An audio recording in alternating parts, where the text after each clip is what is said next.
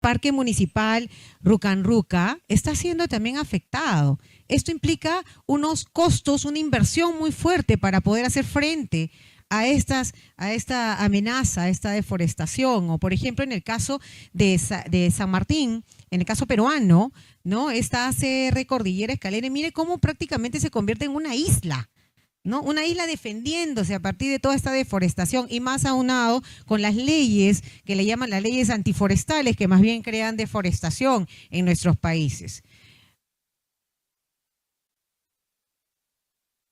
Y esto, bueno, la verdad que esto da mucha tristeza ver cómo, por ejemplo, esta área de conservación también subnacional en Brasil, Triunfo do Xingu, pueden ver, apreciar cómo hay deforestación dentro. Entonces, esto representa un reto muy grande y nosotros, en el caso de Perú, esta es la única OMEC, ¿no? O otra medida de conservación efectiva, que es Los Amigos. Son 146.000 hectáreas que nosotros en carne propia lo vivimos. Nosotros tenemos el honor de conservarla, por 24 años ya tenemos en esta área, y es muy costosa, porque para mantenerlas libres de deforestación, a pesar que estamos con un pie en el corredor minero, ¿sí? Y estamos siendo afectados constantemente de tala ilegal selectiva, esto es muy costoso, porque necesita presencia física, monitoreo tecnológico, articulación con las autoridades y sobre todo con la población. Entonces, el reto que tenemos para poder no solo mantener, hacer efectiva la conservación y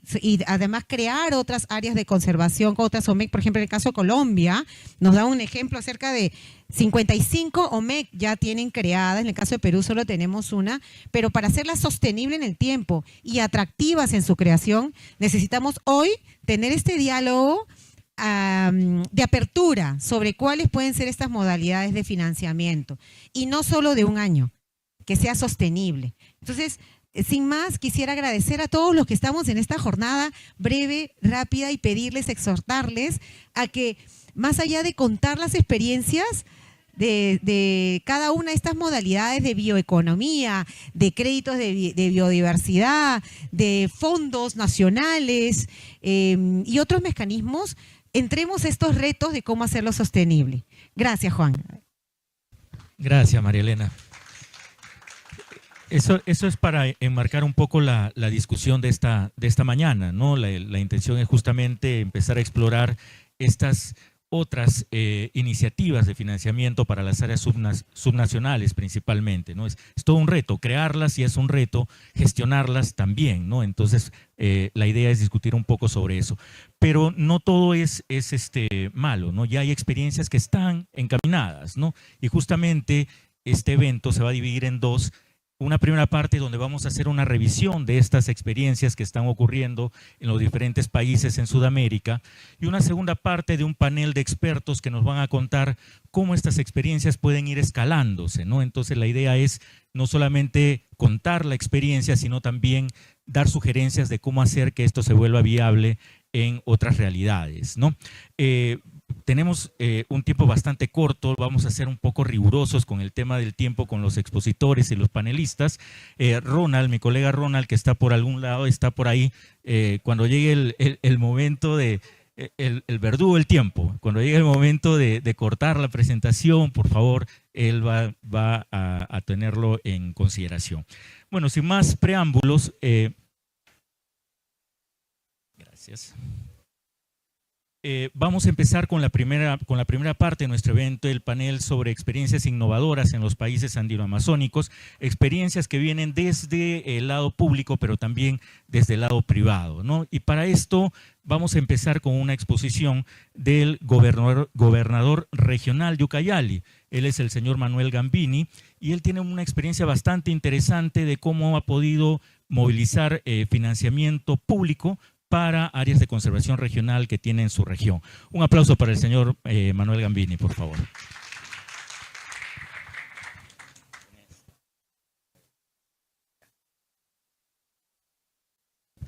Sí, muy buenos días con cada uno de ustedes. Sí, efectivamente, el tiempo es tan corto. Vamos a contar un poquito la experiencia, cómo venimos desarrollando desde los gobiernos subnacionales en el Perú, y cómo especialmente en la región de Ucayali venimos trabajando con programas presupuestales para las áreas de conservación regional. Bueno, nosotros tenemos ya organizado todas las regiones amazónicas, la Mancomunidad Regional Amazónica, que pertenecemos a algo de 6 o 7 regiones en estos momentos. Las áreas de conservación regional en la Amazonía peruana es el cumplimiento de las estrategias regionales del desarrollo bajo en emisiones. Se están estableciendo áreas de conservación regional en sus diversas modalidades. En este caso, venimos trabajando en Ucayali, cuenta ya con un 25.50 de su territorio conservado a través de las diversas modalidades de conservación. Hasta el año 2030 la meta es llegar al 30%, así como de alguna manera tenemos los planes o las estrategias. Desde aquí van los detalles, cómo están más o menos en la región de Ucayali, ya tanto área de conservación nacional y como también regionales, ¿no? El Parque Nacional Sierra del Divisor está a mano del Gobierno Nacional, Parque Nacional Alto Purús, Parque Nacional Cordillera Sur, Reserva Comunal Purús y Reserva Comunal El Sira. Pero en áreas de conservación regional, área de conservación regional de Imiría, que más o menos tenemos algo de 129.000 hectáreas, área de conservación regional comunal Alto Tamaya, casi por igual, pero también algunos en trámite, por ejemplo, tenemos, ¿no? Y como también algo de área de conservación privada en Campo Verde, y así sucesivamente hay varias iniciativas que están en marcha también en área de conservación privada. Las concesiones de conservación. Bueno, eso ahí tenemos, no tanto puedo leer. Todo ese listado que ustedes pueden apreciar ya pertenecen en algunas concesiones de conservación que ya se viene trabajando con buena cantidad. Y las concesiones también de ecoturismo, hay una propuesta y a Santos, Mario Castillo, y un total más o menos que representa lo que hablamos alrededor de 25.50. Como les decimos, ya tenemos encaminado los próximos años para poder llegar al 30. Mapa de área de conservación regional. Ahí tenemos ustedes los puntos verdes que ustedes pueden ver. Al menos del gobierno regional tenemos una gerencia de autoridad regional ambiental, quien se hace cargo de estos espacios, siempre con la coordinación con el Ministerio del Medio Ambiente, ¿no? La articulación programa presupuestal 057 para apoyar a la gestión de las áreas de conservación regional. El GOREU destina un presupuesto de sus recursos ordinarios para la operatividad de las áreas de conservación regional. Se incorporan objetivos estratégico situacional 04 para la vigilancia y control del ACR, ¿no? Para la contratación del personal como jefe del área y como también para los guardabosques. Se promueven mecanismos participativos de conservación, se promueve la vigilancia y el control participativo para la protección del ACR, el impulso de las actividades, el mejoramiento de la protección de la diversidad biológica y el aprovechamiento sostenible de sus recursos naturales. Se promueve el fortalecimiento de la asociatividad y la formalización de los pequeños productores, el otorgamiento de derechos para el aprovechamiento sostenible de sus recursos, exactamente con las comunidades que están dentro del área de conservación regional. Ya se le otorga algunos derechos para que ellos puedan aprovechar algunos derechos, los derechos para aprovechamiento de sus actividades económicas promovidas amigables con el medio ambiente. Las ventajas y desventajas que tenemos para la articulación del presupuesto por resultados 057. Es un instrumento que nos permite articular las diversas actividades y proyectos para la conservación de la diversidad biológica y el aprovechamiento sostenible de sus recursos de las áreas naturales. Un poco que la burocracia es el sistema administrativo de gestión pública que demora en nuestro país, al menos en el Perú, como que tenemos algo de demora para la incorporación de los saldos, de los balances del PP 0,057, ¿no? También es un instrumento efectivo si no transfiere, por ejemplo, el presupuesto por parte del gobierno central. Allí tenemos problema. No sirve de mucho a los GORES. Los GORES porque no tenemos muchos ingresos propios suficientes para poder destinarlo allí. Hay un problema en nuestro país, en Perú, como que de alguna manera tiene que estar bien articulado tanto el gobierno central con los gobiernos regionales para poder cumplir las metas de acuerdo a lo programado. La gestión y financiera para la sostenibilidad de los ACRs, ¿no? La ruta que garantiza la sostenibilidad de las áreas de conservación. Programas presupuestales más efectivas con transferencia de presupuesto. La Mancomunidad está proponiendo un programa presupuestal por resultados con transferencias condicionadas y cumplimiento de metas ambientales por parte del MEF. ¿Por qué esta estrategia condicionada? Seguramente cumplimos y podemos requerir más apoyo tanto al gobierno central como también a los cooperantes por el cumplimiento. Muchas veces hay regiones que reciben presupuesto, pero no tratan de gastar, no lo cumplen y ahí hay problema. Entonces, en la propuesta que ya estamos proponiendo al gobierno central es de que ya sean los programas presupuestales condicionadas. Las asociaciones público-privado para promover la cooperación de la gestión sostenible de las áreas de conservación regional. Eso también es algo importantísimo, no solo el parte pública, sino también la parte privada que esté articulado para tener todos en conjunto estos espacios protegidas y ayudándonos tanto el privado y como también el sector público. Los mecanismos de retribución por servicios ecosistémicos merece. Aquí seguramente la participación de la cooperación es fundamental. De alguna manera el aporte, el apoyo que ellos nos brindan va a ser exactamente para poder invertir aquí y así de esa manera garantizar de que esos espacios de áreas de conservación regional no sean dañados, lo contrario sean restaurados si algún espacio fue dañado o como también reforestados, ¿no?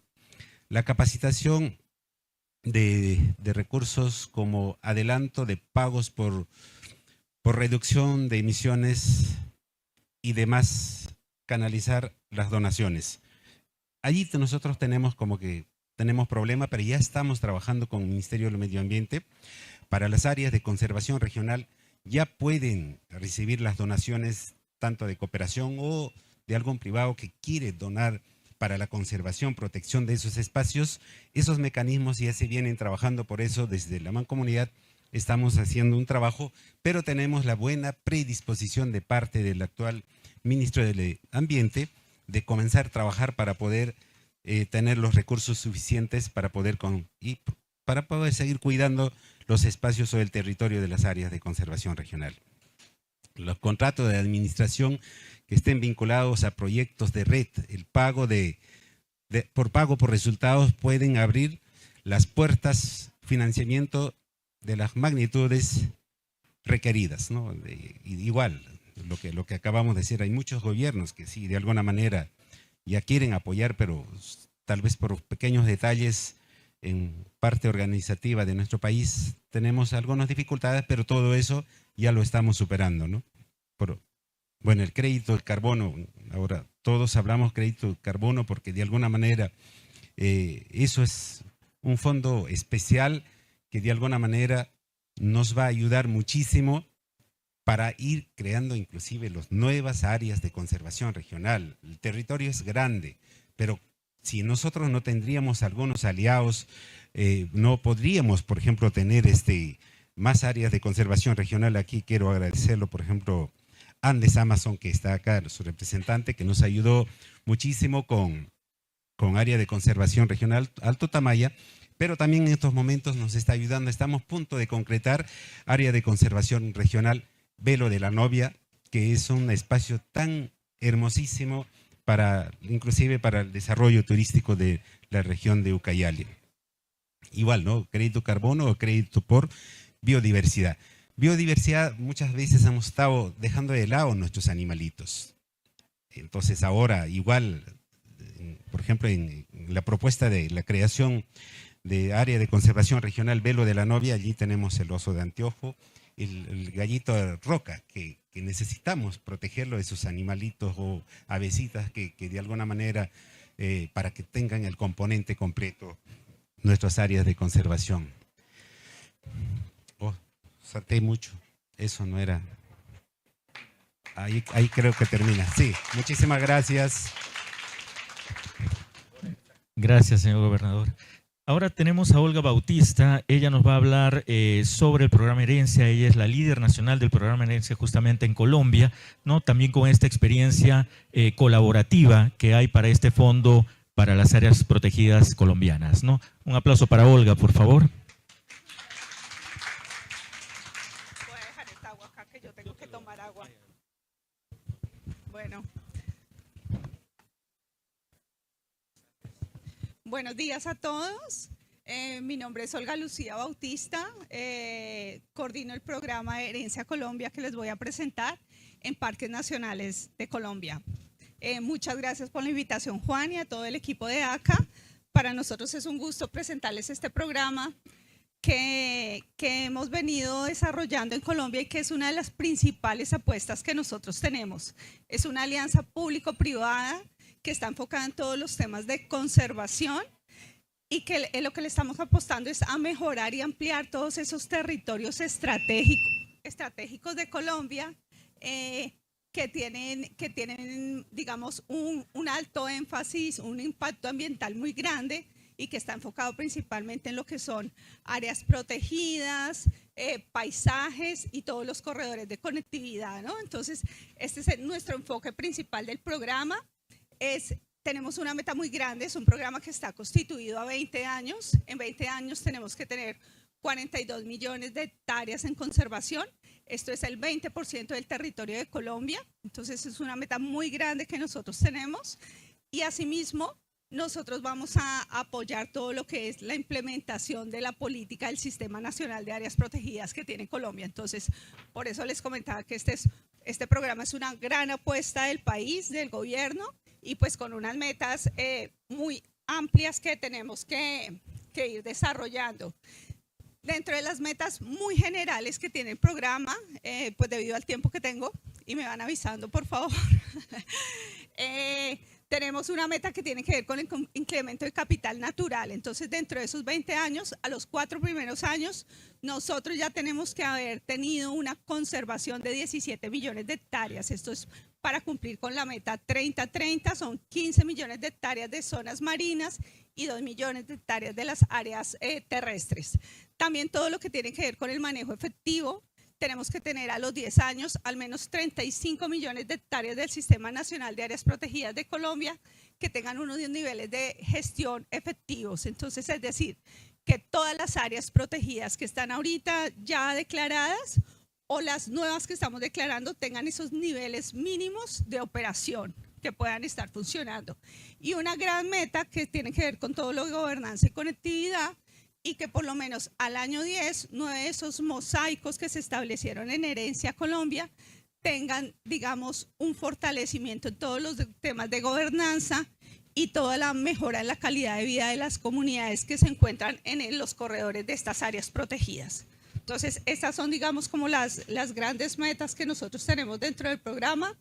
Tenemos un plan de conservación que es nuestra hoja de ruta, con 5 grandes componentes que tienen que ver con un sistema nacional más representativo, o sea, ampliando esta declaración y esta ampliación de las áreas, que esté bien conectado, es decir, que todos esos paisajes, tanto marinos como terrestres, puedan estar, digamos, sean mucho más amplios y podamos tener un mayor impacto en la conectividad de los mismos, que sea efectivamente gestionado, que todas las acciones que nosotros tenemos dentro de las áreas protegidas se realicen de manera participativa. Entonces, todo muy de la mano con las comunidades, que las áreas que estamos, digamos que tenemos ya en el país, tengamos un funcionamiento adecuado. Entonces, en esto nos estamos enfocando, que esté efectivamente gestionado, que ese balance que tenemos entre el costo y el beneficio que se tiene en las áreas protegidas sea equitativo. Es decir, que miremos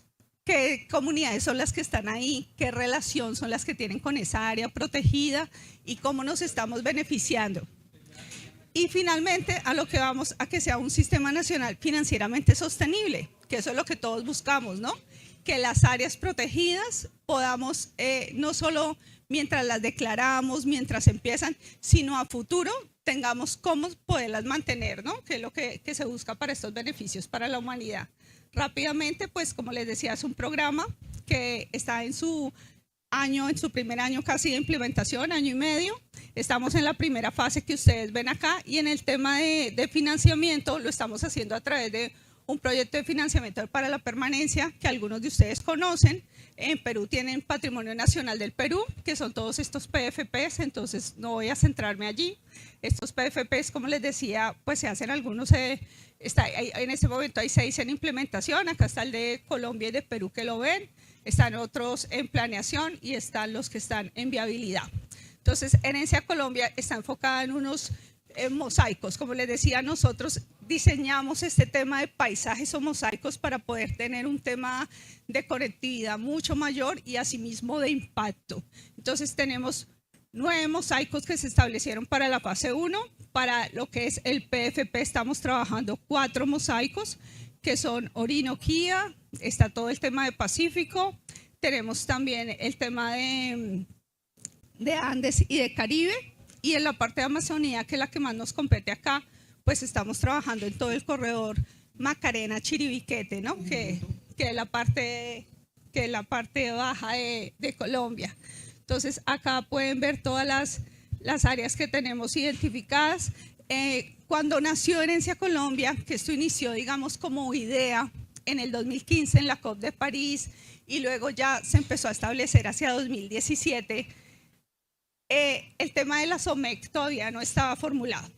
Entonces no existía como tal, digámoslo así, sino sí tuvimos en cuenta como todas estas características que tienen estas medidas de efectividad, pero como MEC no se encuentran establecidas dentro del programa. Como bien lo decía la directora al principio, Colombia ya tiene establecidas una SOMEC, más de 50. En este momento, digamos, nosotros como MEC no las tenemos vinculadas al programa Herencia Colombia, pero sí hay algunas que por sus características podrían entrar a trabajar acá. Nosotros tenemos, digamos, dentro de Herencia Colombia, tanto áreas nacionales como áreas subregionales que estamos apoyando desde el inicio del programa. Entonces, dentro de estas áreas nosotros ya tenemos algunos avances, que es lo que hemos ido avanzando, digamos, de 2022 a la fecha. Ya hemos declarado 3 nuevas áreas y una está en proceso de declaración, 4 hemos ampliado, 3 ya están con su resolución de ampliación y una todavía está en trámite. Hemos declarado nuevas áreas, por ejemplo, en Caribe la de Beata, en el Pacífico también está Colinas y Lomas, y estamos trabajando en otra serie de áreas que tienen que ser, digamos, ampliadas y declaradas para cumplir con la meta de Herencia Colombia. Entonces, como les decía, este es un programa muy grande, enfocado a la conservación, el principal que tiene en este momento Colombia, y pues lo estamos articulando con todas las, digamos, áreas subregionales y áreas nacionales que tiene el país. Entonces, es esto lo que les quería presentar del programa en aras del tiempo. Muchas gracias, Olga. Está perfecto el tiempo. Ahora tenemos desde Bolivia a la Fundación Natura. Henry Blomfield nos va a hablar, Luis Arteaga, Conservación Amazónica ASEA, Bolivia. Luis Arteaga nos va a hablar sobre medios de vida sostenible y cómo estos están contribuyendo también a la sostenibilidad financiera de las áreas subnacionales. Yeah. Muy buenos días. En primer lugar, felicitar a Conservación Amazónica Perú, ¿no?, por la organización de este evento y agradecer también por la invitación. Bien, vamos a mostrar el contexto para el caso de Bolivia sobre las áreas subnacionales. Y como mencionaba María Elena al inicio, en el caso de Bolivia, el 17% de la superficie del país y está cubierta por áreas protegidas de carácter nacional y por lo menos el 16% por áreas de nivel subnacional. Entonces sí hemos superado el 30 por 30 para el caso de Bolivia y evidentemente el reto es la gestión. Además, en el caso de las áreas protegidas municipales es un proceso muy dinámico donde permanentemente se están creando nuevas áreas protegidas. Por ejemplo, la anterior semana hemos apoyado a la creación y la declaración de 2 nuevas áreas en el norte del país, en la Amazonía, con más de 600.000 hectáreas entre ambas áreas protegidas. Como mencionaba anteriormente, el reto sigue siendo ampliar la superficie, pero también trabajar y apoyar la gestión.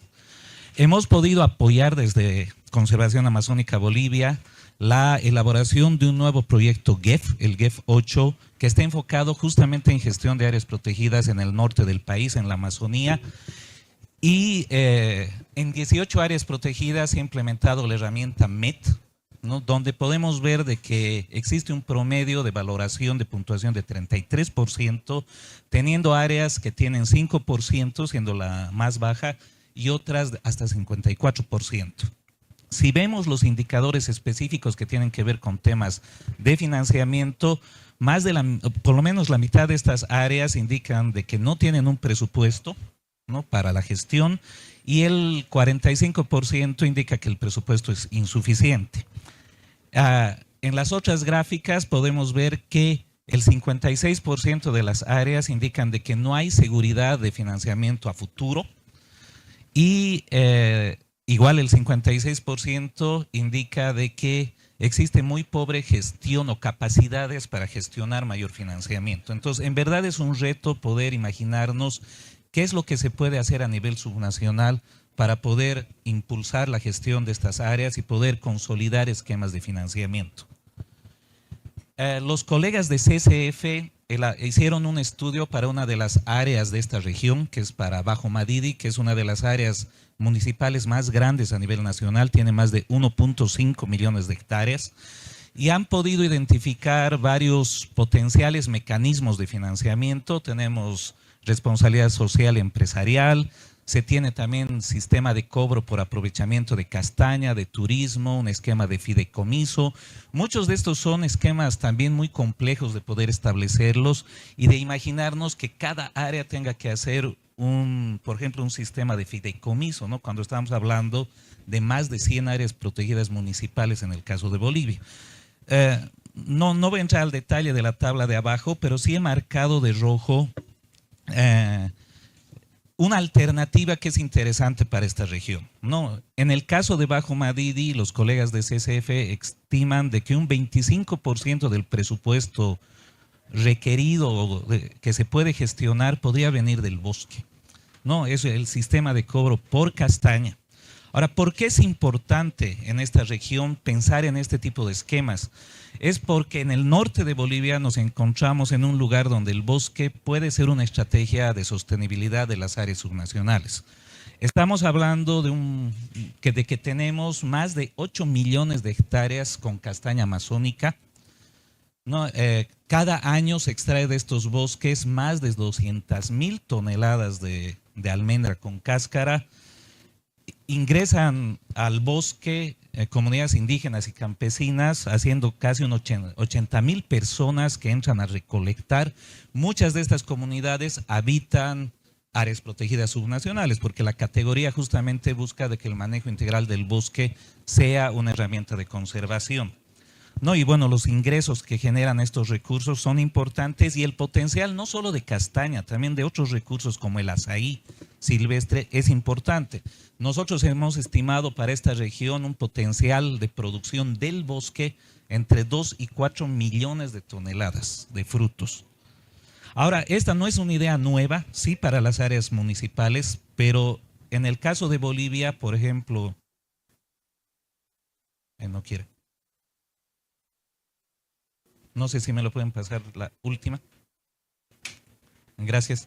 En el caso de Bolivia hay una experiencia exitosa de un área protegida nacional, ¿no? Tenemos a Manuripi, que ha establecido un sistema de cobro en base a la castaña desde el 2013, donde se cobra $0.6 por hectárea a predios privados y es un área que anualmente extrae 11.000 toneladas de castaña y genera anualmente también $115.000 al año. Entonces sí se pueden generar esquemas interesantes de flujos locales para la sostenibilidad financiera.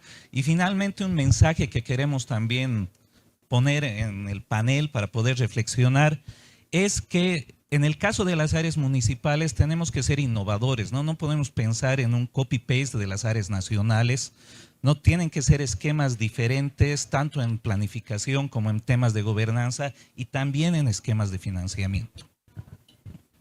Muchas gracias.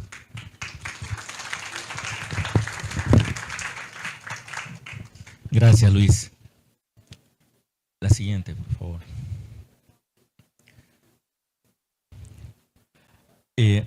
Ahora sí, tenemos a Henry Blomfield, él desde Bolivia también nos va a hablar sobre los acuerdos recíprocos del agua, ¿no? Otro elemento innovador.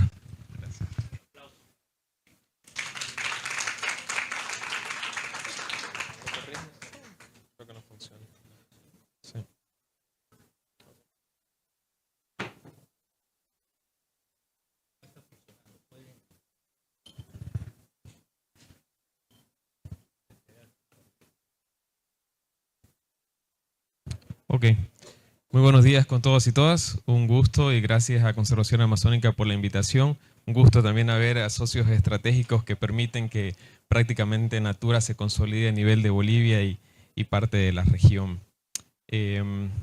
Los acuerdos recíprocos por agua, los 21 años que ya lleva la Fundación Natura le ha permitido consolidar este mecanismo de adaptación y conservación a escala local, financiamiento y sin duda ha comenzado a promover el inicio de la gestión de las áreas protegidas, en este caso, como decía Luis, de manera diferente dado la connotación y manejo que tienen estas áreas subnacionales.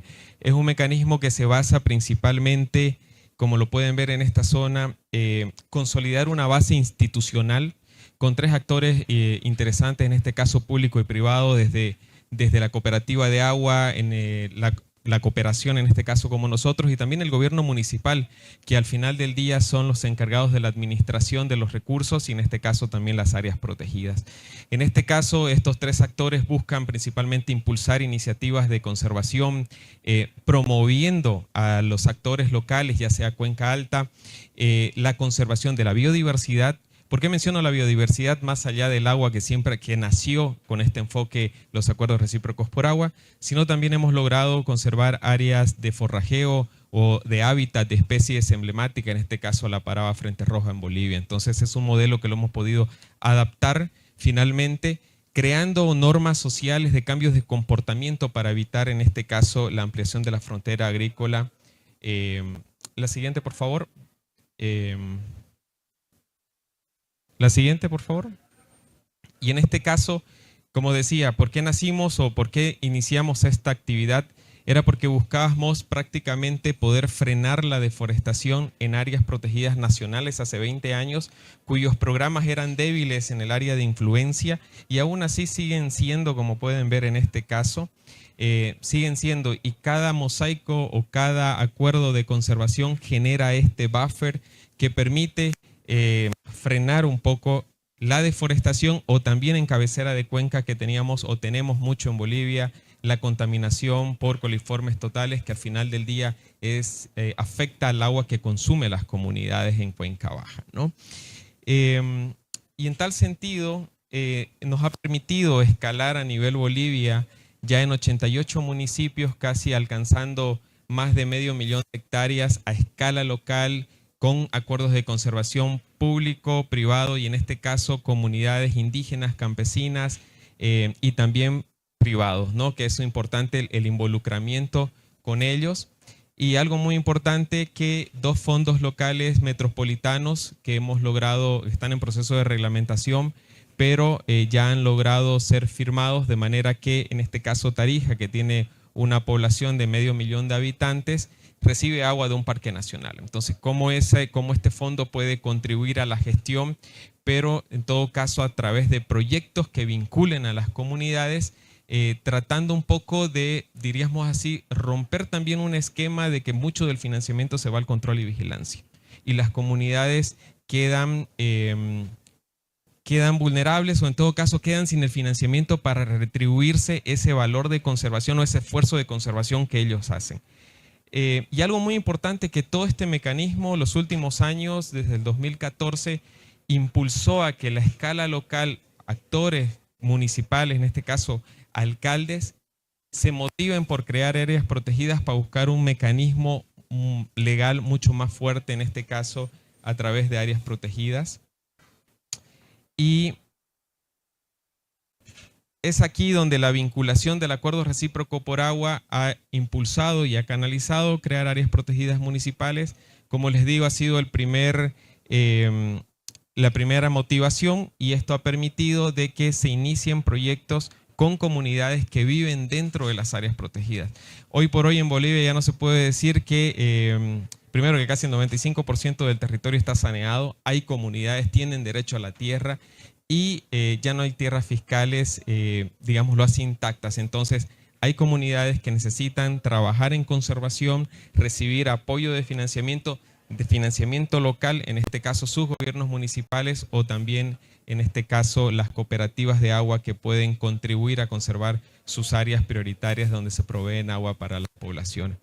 Es así, nosotros hemos alcanzado en este caso ya más allá de 4 millones de hectáreas con 30 áreas municipales. Tenemos un desafío gigante en consolidar la gestión de las mismas, pero estos fondos locales permiten movilizar, como les decía, los primeros proyectos con las comunidades, empoderarlas y así poder tener un actor mucho más fácil de trabajar en el momento de la gestión y, bueno, ser ellos mismos los guardianes comunitarios de sus espacios. Gracias.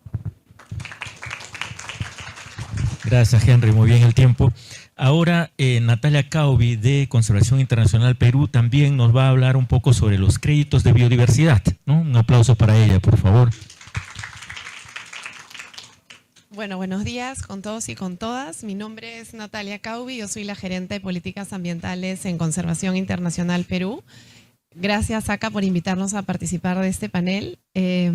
Bueno, les voy a contar un poco lo que venimos trabajando este último año en relación a los créditos de biodiversidad para el Parque Nacional de Yaguas. Esta es una propuesta que estamos trabajando de la mano con el CERNAMP. Y bueno, es importante decir que es algo muy preliminar, estamos recién haciendo todos los estudios de factibilidad para que esto pueda ser una realidad. Para contarles un poco el contexto, bueno, los créditos de biodiversidad, como saben, nacen en las conversaciones, en las negociaciones de la COP anterior para reducir esta brecha de financiamiento que existe de más de 700.000 millones de dólares en biodiversidad al año, y se necesitan encontrar mecanismos alternativos diferentes para la biodiversidad y cumplir las metas al 2030. A la fecha no se han emitido créditos de biodiversidad en la Amazonía. Hay experiencias en Oceanía, en Australia, pero que existen porque hay metodologías y estándares muy regionales, muy particulares, y la realidad de por qué no hay estas iniciativas todavía en otras partes es porque todos los estándares están ahorita en proceso de diseño, ¿no? Estos días, en esta COP, va a ser fundamental seguir las conversaciones que existan en relación al tema y que sean conversaciones audaces, enriquecedoras, que incluyan todas las voces y a todas las partes. Y acá me cuelgo un poco de lo que dijo el colega boliviano con el tema del copy-paste, ¿no? Esto no es un copy-paste del mercado de créditos de carbono. Este es un nuevo mercado y se necesita el mejor de los comienzos y que cuente con alta integridad y transparencia. Y para eso necesitamos justamente hacer un nuevo inicio. Bueno, un crédito de biodiversidad, no me voy a detener mucho en esta parte, no tenemos mucho tiempo, pero responde a un certificado con un resultado positivo en biodiversidad para mantener la biodiversidad o reducir la pérdida de biodiversidad o aumentarla a través de acciones principalmente de restauración. Bueno, ¿por qué hemos elegido empezar este proyecto o este piloto en el Parque Nacional Yaguas? El Parque Nacional Yaguas es un área natural protegida de más de 800.000 hectáreas que se encuentra en el nororiente del Perú, en el departamento de Loreto, muy cerca al río Putumayo, casi al lado de nuestro país anfitrión, Colombia. Es un área muy megadiversa, es el área que abarca la mayor cantidad de especies hidrobiológicas en el Perú. Tiene un altísimo grado de conservación, los mayores bosques pristinos del Perú se encuentran en esta área. Sin embargo, la sostenibilidad financiera a largo plazo de esta área es sumamente compleja, también porque es muy difícil poder acceder a la misma. Entonces, consideramos que los créditos de biodiversidad pueden ser una alternativa bastante atractiva para mantener y proteger la biodiversidad de esta área. Bueno, las fases del proyecto hemos dividido, eso es lo que en ese proceso estamos, ¿no? De ver cuáles van a ser las fases del proyecto. Primero es la fase de preparación, que es identificar el área, los actores, los socios locales, que es una fase que ya hemos concluido. La siguiente es la de Creating Readiness, que así le hemos denominado, que es la fase de viabilidad, que es donde nos encontramos actualmente, y voy a detenerme un poquito más en eso en la siguiente diapositiva. Luego sería la implementación, que ya es propiamente hacer las actividades en campo para reducir la pérdida de biodiversidad o mantener la biodiversidad en el área. Y por último, ya la verificación y la validación y generar los créditos.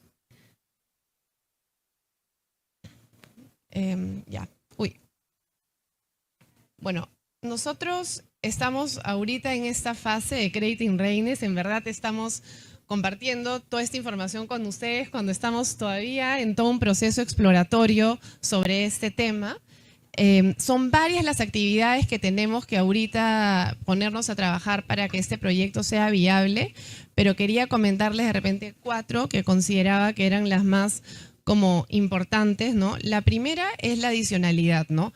Este es un concepto que ya conocemos también sobre el tema de créditos de carbono, que son aquellas acciones justamente para generar mantener la biodiversidad o evitar la pérdida de la misma, y que son acciones que no habrían ocurrido si no estaríamos implementando el proyecto. Entonces estamos justamente explorando cuáles son aquellas actividades y acciones que deberíamos hacer para lograr esta adicionalidad. Luego está el monitoreo, que es un tema súper grande y robusto para esta área. Por un lado, identificar cuál es la tecnología y la ciencia más atractiva, más importante que existe para tener un monitoreo costo eficiente en el área, y también para poder hacer monitoreo en áreas bastante remotas y de difícil acceso.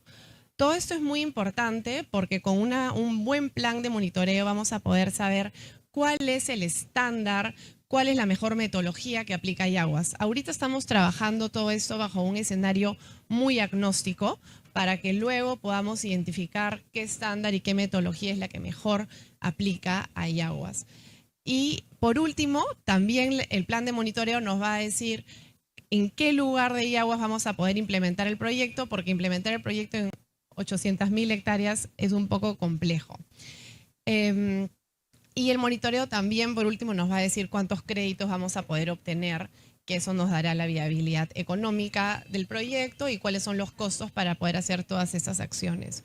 Y por último, y lo más importante, es la viabilidad social, ¿no? Desde Conservación Internacional Perú, los créditos de biodiversidad son para las comunidades locales, son para los pueblos indígenas y se trabaja de manera conjunta.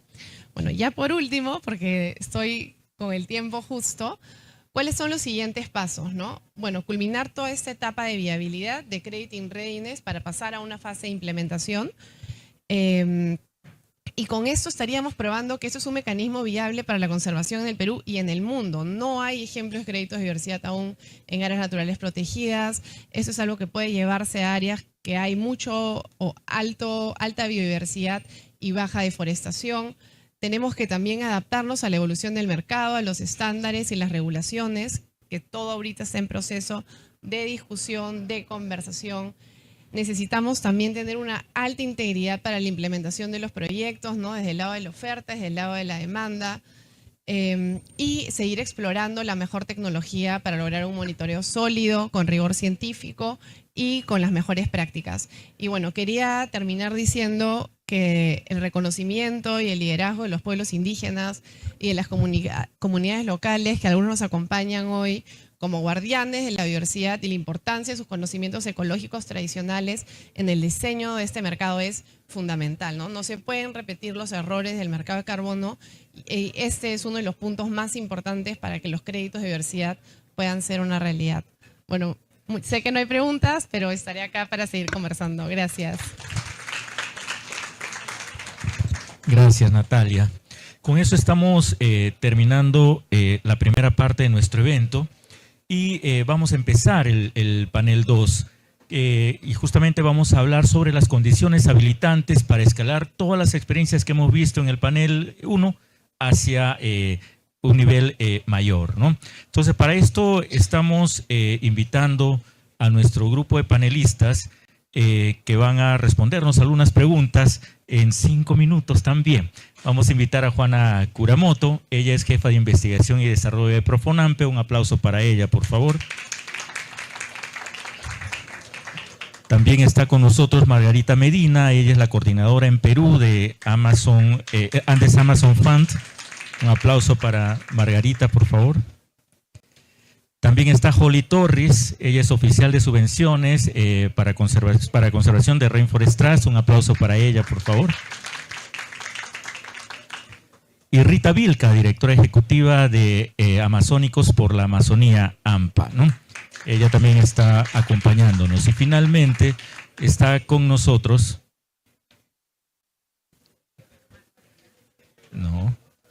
Marco Pastor. Él es director de desarrollo estratégico del CERNAM en Perú, ¿no? Una institución importante también en áreas de conservación. Adelante, Marcos. Un aplauso para Marco.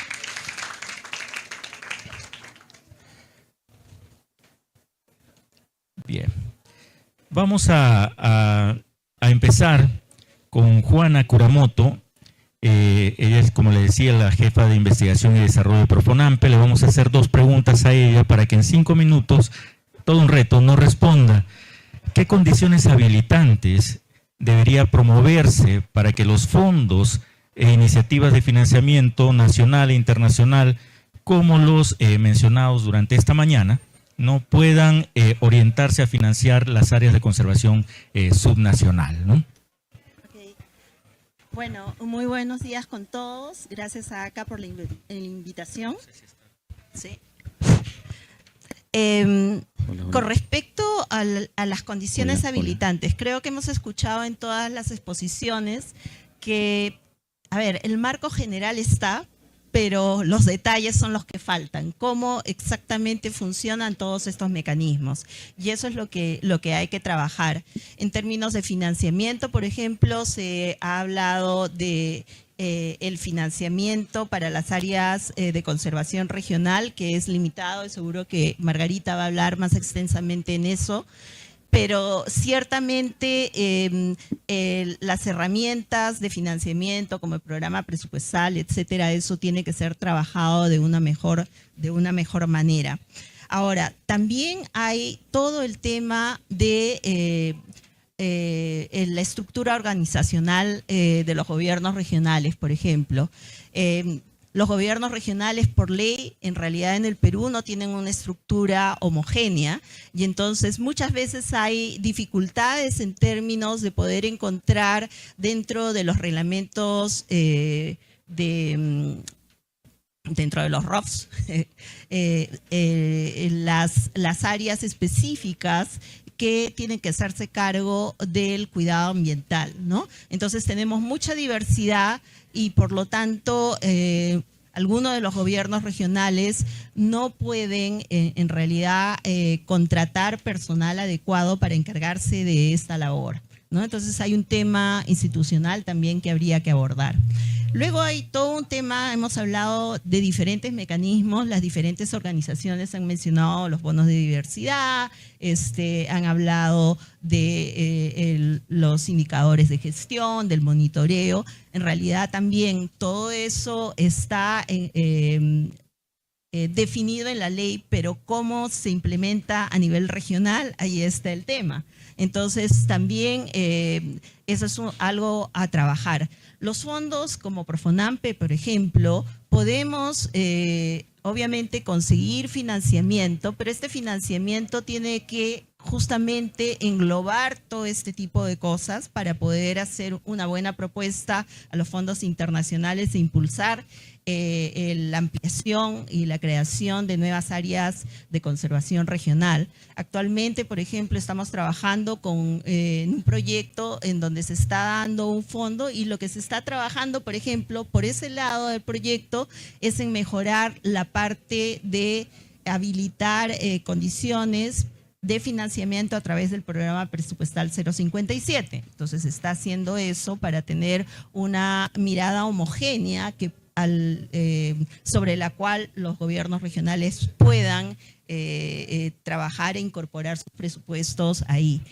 Por otro lado, también se está trabajando en la parte de, por ejemplo, todo el esquema de gestión. Si bien tenemos Patrimonio del Perú, como se mencionó, que es un programa que busca mejorar el financiamiento a largo plazo de las áreas protegidas del Perú, este programa no incluye el financiamiento para las ACRs. Sin embargo, da todo el marco para la buena gestión de las ACRs. El tema entonces es cómo elaboramos unas guías prácticas para los gobiernos regionales que puedan tener los indicadores apropiados para poder monitorear y hacer el seguimiento de esa buena gestión de las áreas protegidas. Entonces, también estamos haciendo eso a partir de otros proyectos.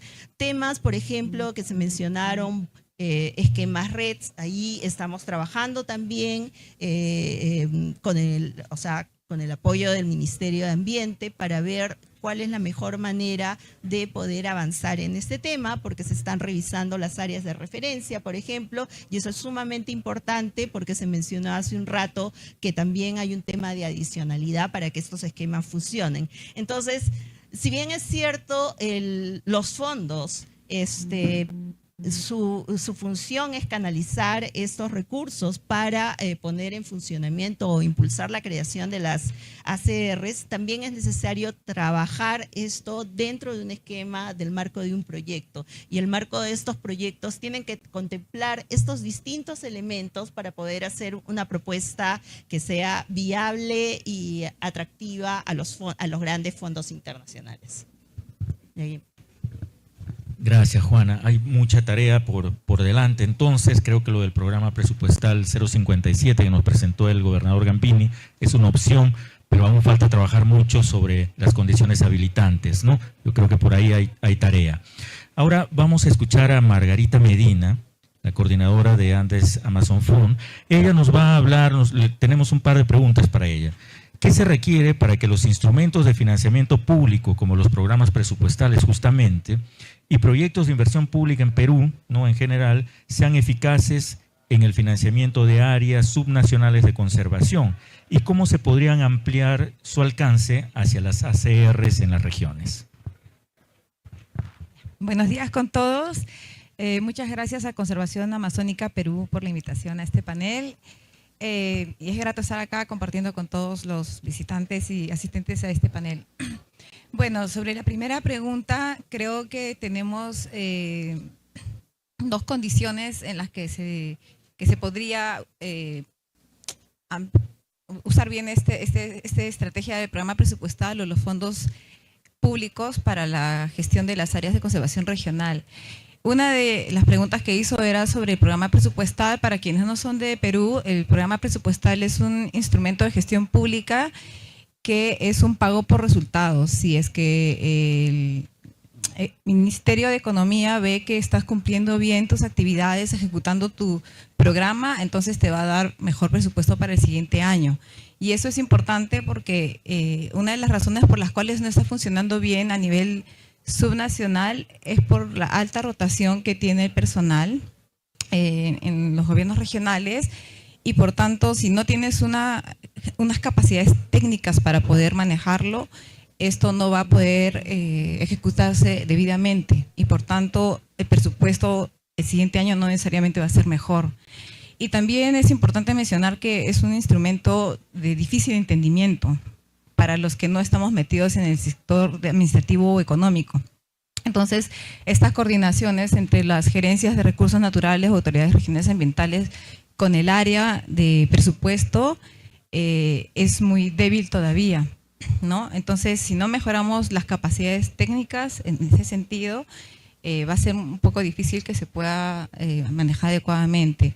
Sobre la otra herramienta, que es el programa presupuestal, el PIP, los proyectos de inversión pública, también son un instrumento de fondos públicos, pero no son unos instrumentos de sostenibilidad a largo plazo, ¿no? Son súper corto plazo que van a solo poder cubrir algo en infraestructura, en equipamiento, y son proyectos de muy corto plazo, pero también se requiere mucho voluntad política, porque la mayoría de los gobiernos regionales tienen una cantidad increíble de proyectos de inversión pública, pero los que están relacionados al medio ambiente siempre son los que están al final de la cola.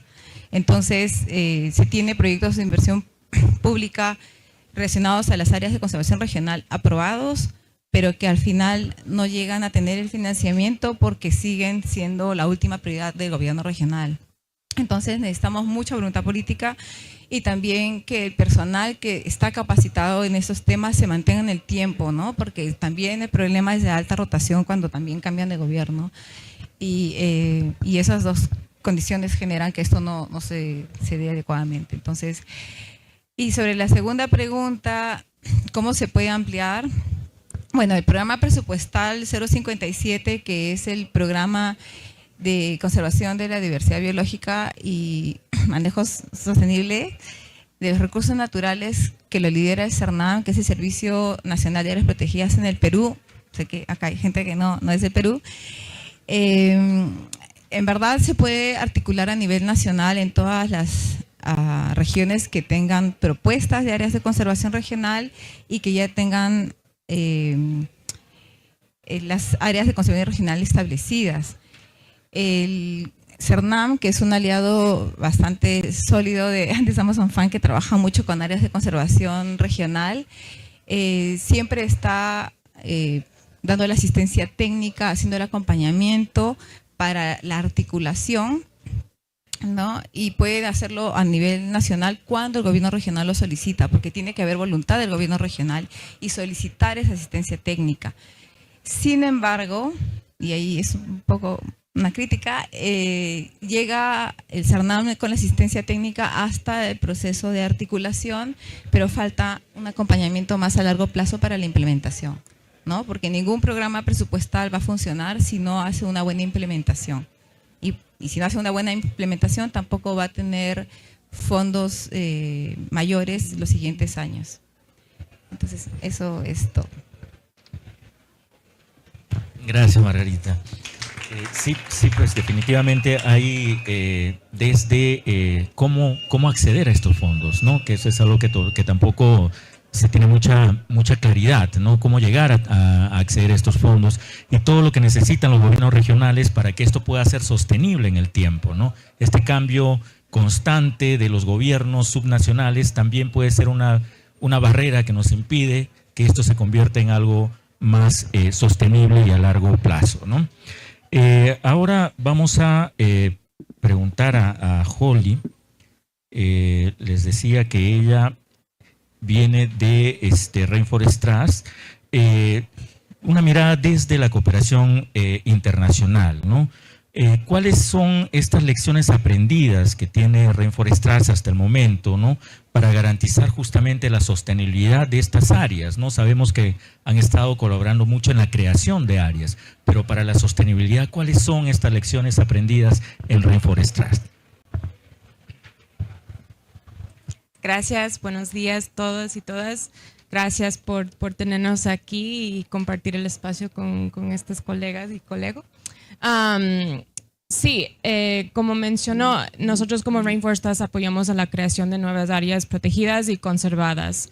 Apoyamos en todo de los pasos de la creación, pero también en pensar en planes de manejo, fases iniciales de manejo que se requiere estas áreas. Uno de ellos es la sostenibilidad financiera. Cada proyecto que revisamos siempre preguntamos qué son los planes o qué son las ideas de esos mecanismos de financiamiento y vemos mucho más y más como una lección aprendida es el involucramiento de los gobiernos locales, gobiernos regionales, municipales, desde un inicio del proyecto. Obviamente porque ellos van a manejar el área al final y tener esa inversión de recurso como tiempo, personal, desde un inicio en ese proceso, estar en el territorio acompañando a las comunidades, acompañando a nuestros socios en todos los procesos que hay, para que cuando ya entramos en temas de ver financiamientos públicos sostenibles, que ya tienen una idea de dónde deben ir los recursos. Para saber desde un inicio. Vemos en muchos de nuestros proyectos hay mucha énfasis en hay que hacer la declaratoria, hay que hacer la protección. Eso es paso 1, que sí, es verdad. Por todas las amenazas que hay que estar corriendo para proteger las áreas. Pero también tienen que invertir un poco de tiempo para tener a esos oficiales muy involucrados desde un inicio para ver las faltas de capacidades que hay, para ya encontrar esos espacios, encontrar esas conexiones, esos recursos para que ellos igual pueden ir aprendiendo, pueden ver cómo organizar sus oficinas para tener esos personales, porque hago eco a las colegas que hay esa falta de capacidad y veo que desde un inicio en un proyecto hay que estar atendiendo esa necesidad y no esperar hasta las fases finales de la declaración y ya tenemos una área y ahora ¿qué hacemos? Hay que ver esas. Entonces yo digo que desde un inicio hay que ver cómo implementar esos mecanismos y tener a los municipios, a los gobiernos regionales muy involucrados. También me gustó mucho que mencionó Natalia de conservación internacional, de esos pasos de ver la preparación de un mecanismo de financiamiento, porque a veces hay ideas de hacer ecoturismo, artesanías, que se anima mucho las comunidades, pero durante el proyecto eso como van otra vez enfocando en la creación del área y eso como queda un parte al final. Entonces, como hacer esos viabilidad de si esto puede funcionar. A veces la gente quiere algo, pero en realidad no es viable en ese territorio o falta ciertas capacidades que hay ir atendiendo para ya cuando ya llega ese momento de gestionar el área, de proteger el área, están corriendo para conseguir esos recursos y implementar esos esfuerzos. Entonces, nosotros como donante estamos viendo esa necesidad de capacidad, de apoyar en la capacidad de nuestros socios, comunidades y gobiernos locales. Gracias, Holly. Sí, lo decíamos desde el inicio, ¿no? No es solamente la creación del área, sino también hay que tener esta mirada, ¿qué hacemos después de crear el área, ¿no? Y muchas veces estamos más preocupados por la protección que por la gestión en sí, ¿no? Y eso nos está convocando justamente ahora en esta conversación, ¿no? Pero están saliendo ideas bastante interesantes. Ahora tenemos a Rita Vilca, ella es la directora ejecutiva de Amazónicos por la Amazonía. Ellos tienen una iniciativa bastante interesante que han convocado a más de 100 iniciativas de conservación en Perú, entre áreas de conservación regional, áreas de conservación privada, ¿no? Y queríamos que en esta mañana ella nos cuente un poco de cuáles son los principales retos que han encontrado como AMPA para la sostenibilidad justamente de estas áreas que han podido convocar en esta gran red de conservación que ahora lideran en Perú, ¿no? ¿Qué funciona, qué no funciona para la sostenibilidad financiera? Gracias, Juan. Buenos días a todos y todas. Gracias por la invitación, María Elena y equipo de ACA. Wow, qué difícil la pregunta. Qué difícil nos las pone a los que hacemos conservación voluntaria.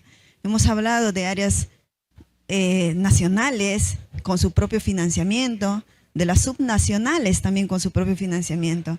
Nosotros desde AMPA hemos impulsado la Red Nacional Amazonía que Late, que agrupa a titulares de las áreas de conservación que trabajan la protección de la diversidad, pero de manera voluntaria.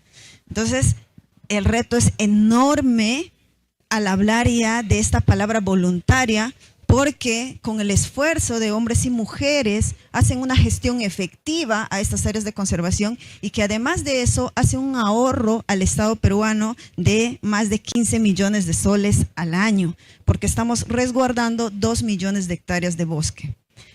Si partimos desde allí, desde AMPA también hemos impulsado ese brazo económico que es la cooperativa amazónica, que nace por la necesidad de la gestión de estas áreas de conservación. El modelo de negocio que impulsamos desde la cooperativa es muy interesante porque el 20% de las ventas de estos productos con sabor a conservación van destinados a reinvertirse en la gestión de las áreas de conservación, ¿no? Entonces, nosotros lo que hemos visto es el potencial del bosque y cómo nosotros aprovechamos de manera positiva estos recursos y hacemos que estos sean el mecanismo del financiamiento de estas áreas.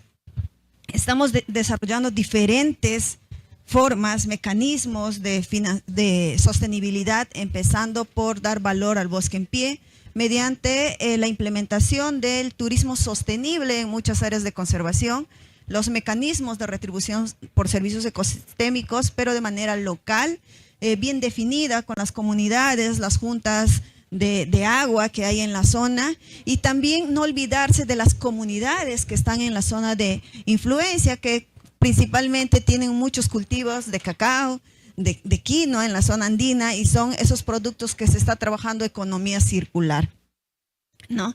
Entonces, pero además de eso, todo lo que se logra siempre es con apoyo de la cooperación, pero también está el Estado de una parte que, a pesar de que no tienen un fondo establecido para la conservación voluntaria, hay programas como por ejemplo el programa Procompite, Proinnovate, Emprendedores por Naturaleza, que si bien tienen algunos requisitos que nos permite a nosotros todavía no estar de repente incluidos todas estas iniciativas de conservación, pero sí algunas sí han alcanzado a estos pequeños fondos, ¿no?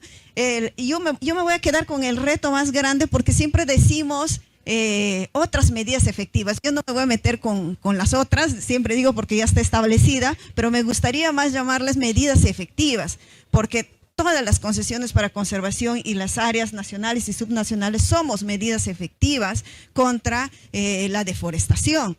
Entonces, el reto ahora desde el Estado y la sociedad civil y pueblos y comunidades, federaciones, está en cómo reconocemos y visibilizamos el trabajo de hombres y mujeres y canalizamos a través de incentivos para que estas áreas de conservación también sigan siendo gestionadas de manera efectiva, ¿no?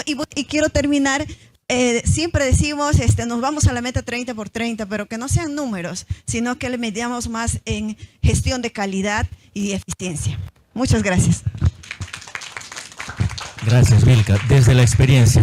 Ahora, Marco Pastor del CERNAM nos va a contar, o queremos preguntarle a él, ¿no? Desde la experiencia del CERNAM, que es bastante interesante, ¿no? Y bastante productiva. Queremos ver cómo esta experiencia del CERNAM nos puede servir también para trasladar fondos bajo un programa similar probablemente a las áreas de conservación nacional, áreas de conservación regional, áreas de conservación privada. Marcos, por favor. Bueno, muchas gracias. En primer lugar, agradecer al gobierno colombiano por la oportunidad de estar acá presente con ustedes. En segundo lugar, agradecer a ACA, a todos los socios implementadores que nos ayudan y nos apoyan en esta complicada, difícil, pero retadora tarea de establecer y apoyar todo lo que es áreas de conservación regional. Para el Ministerio del Ambiente de Perú y para el CERNAM, las áreas de conservación regional se han convertido y son una prioridad. Actualmente estamos trabajando en dos frentes, uno de ellos es el frente legislativo. Nos interesa muchísimo lo que comentó Margarita, que es mejorar la estructura del tema presupuestal 057 para hacerlo más sencillo.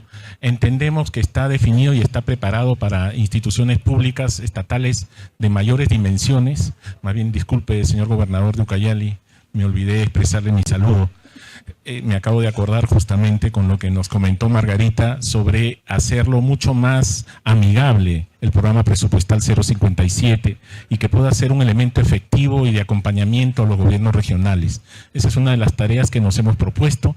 La segunda tarea que ya la hemos logrado es la firma de acuerdos con la Asociación Nacional de Gobernadores Regionales, de tal manera de que el CERNAM como ente rector pueda brindarles apoyo y asesoramiento técnico, administrativo, como corresponde. Y el tercer componente es actualizar nuestro sistema de operación. Actualmente tenemos mucha concentración de nuestras actividades en Lima.